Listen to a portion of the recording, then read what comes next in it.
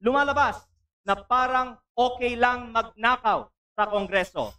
Nakatala na sa kasaysayan na sa gitna ng matinding kontrobersiya sa korupsyon, ito ang inuna ng Kongreso at tayo mismo ay ngayon sumisira sa imahe ng Kongreso. Mahiya naman tayo. Magandang araw po sa inyong lahat mga kababayan. Kumusta po kayong lahat? Natahimik nga po ang mga veteranong mambabatas nang magsalita itong si Congressman Libiste mga kababayan. Ito po ay kaugnay ng ginawang desisyon ng mababang kapulungan dito nga po kay Congressman Barzaga. Panoorin po natin ang napakatinding pahayag nitong si Congressman Libiste, pati na rin po itong si Congressman Marcoleta at si Congressman San Fernando mga kababayan. Ito panoorin po natin. Pero bago yan, kung bago ka pa lang dito sa ating channel ay mag-subscribe ka na at i-click mo na din ang notification bell para maging updated ka sa mga susunod pa nating video. Honorable Leandro Libiste is hereby recognized. Distinguished colleagues, ang boto ko ay no, hindi dahil perpekto si Congressman Barzaga, pero dahil questionable para sa akin na minadali natin itong desisyon dahil ngayong hapon lang natin nakuha ang committee report na ito at si Congressman Barzaga lang ang sinampahan ng kaso ng Committee on Ethics. Ang boto ko ay no, lalo na dahil inuuna natin ang kaso niya kaysa sa mga mas seryosong isyong kinakaharap ng isa sa mga kasamahan natin. Isang kapwa kong Batanggenyo na nandito ngayon na bumoto sa kaso ni Congressman Barzaga. Hindi ba nakakahiya maging miyembro ng Kongreso dahil parang naging normal na meron tayong isang kasamahan na inakusahan na nagbayad para sa mahigit 100 billion pesos ng mga kontrata sa DPWH? Para bang tinatanggap natin na normal lang magkaroon ng kasamahan na iniugnay sa pagnanakaw ng bilyong-bilyong piso na hindi iniimbestigahan na ng Committee on Ethics, Public Works o Infracom, samantalang inuunan natin ang kaso ni Congressman Barzaga, habang hindi man lang natin pinaglalaanan ng masusing atensyon ang mas mabigat na aligasyon, lumalabas na parang okay lang magnakaw sa Kongreso. Nakatala na sa kasaysayan na sa gitna ng matinding kontrobersiya sa korupsyon, ito ang inuna ng Kongreso at parang lang walang mali sa ginagawa ng isa sa ating kasamahan at tayo mismo ay ngayon sumisira sa imahe ng Kongreso. Mahiya naman tayo. Majority Leader. Mr. Speaker, I'd like to recognize the Honorable Marcoleta for his explanation of his vote. Honorable Marcoleta is hereby recognized.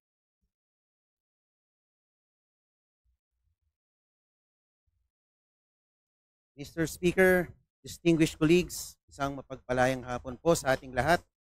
I rise to place on record this manifestation of support for Honorable Francisco Kiko Barzaga and to express my strong opposition to any move seeking his suspension from this august chamber. From Voltaire's philosophy of tolerance and freedom of expression, this line is often quoted, "I may not agree with what you say, but I will defend to the death your right to say it." The independence of the legislature ensures that members may speak fully, frankly, and fearlessly on matters of public interest. Honorable Barzaga's statements directed at alleged corruption within the government falls within the fullest and most urgent category of political expression. To penalize him for raising concerns on corruption, which the Constitution itself mandates Congress to check, is to subvert the very principle of parliamentary privilege. Mr. Speaker, 2004 pa lang po, andito na po ako bilang Chief of Staff po ng aking ama. Nakita ko po ang mga oposisyon na grabe magtuligsa sa administrasyon. Nandyan po ang mga magigiting na miyembro ng Makabayan Bloc na sila sa Turo Campo, Di Samasa, Joel Virador, na talagang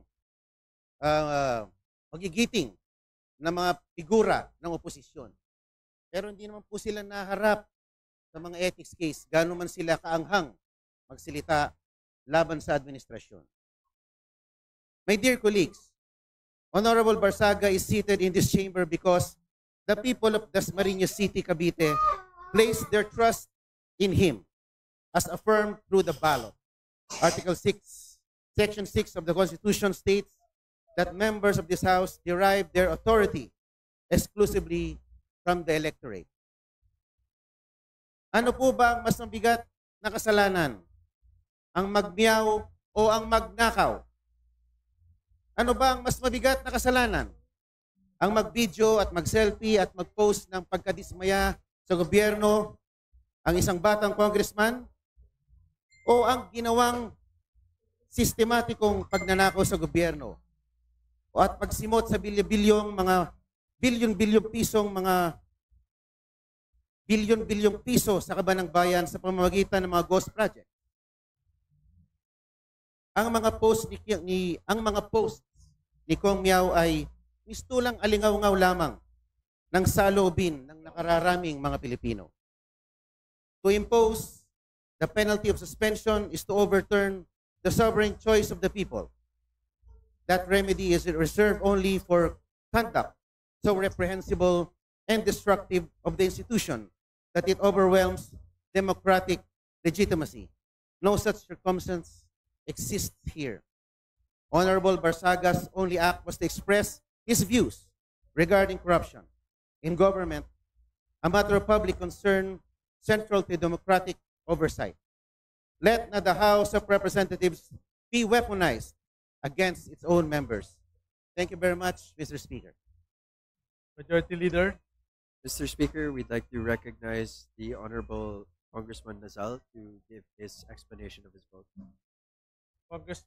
Honorable San Fernando is hereby recognized. Thank you, Mr. Speaker. If we don't believe in freedom of expression for people we despise, we don't believe in it at all. This quote serves as the foundation of this representation's vote. Totoo na maraming nasabi, pinahayag, at ginawa ang kinatawang si Representative Barzaga na hindi aakma sa pamantayang inaasahan sa isang halal na opisyal. But this begs us to question, what really is unethical behavior? While I agree that us lawmakers are held to a higher degree of ethics and decorum, such should not work as to stifle free speech and debate. Lawmakers must be free to say what we want, especially on issues involving national importance.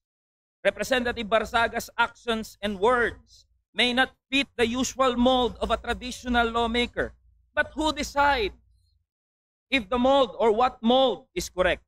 I understand these are difficult questions to answer, and I am unsure if there is any. But one thing I am sure of is that plundering the coffers of government through ghost infrastructure projects is what's unethical. The committee resolution sets a dangerous precedent. Ganito ho ba tayo kabalat sibuyas at allergic sa mga naiibang pananaw? Should our subjective judgments of Representative Barsaga's ethics supplant the will of the electorate? Hayaan natin ang mamamayan ng Dasmariñas ang humatol sa mga ginagawa ni Representative Barzaga kung siya ba ay karapat-dapat na maging kinatawan nila. My dear colleagues, let us not erode whatever little trust that the public has left for this House at a time where allegations of massive corruption has been plaguing our beloved institution. It is callousness to sanction one of its most vocal critics, however eccentric, uncouth, or unpalatable his mode of delivery may be. Hindi po sa pamamagitan ng aksyong ginawa natin kay Representative Barzaga mababawi ang kredibilidad ng ating institusyon. What we need is to bring the public's trust back in this House, and this representation firmly believe that this move will not help us to move in that direction. Yun lang ho, Mr. Speaker, marami hong salamat. At yun na nga mga kababayan, hanggang dito lang po ang ating video. Kung ano man po ang inyong opinion at suggestion sa video ito, ay comment nyo lang po sa baba at ating pag-uusapan. Naway maging kabahagi po tayong lahat tungo sa pagsulong at pag-unlad ng ating pinakamamahal na bansang Pilipinas. Ingat po kayo palagi at maraming salamat.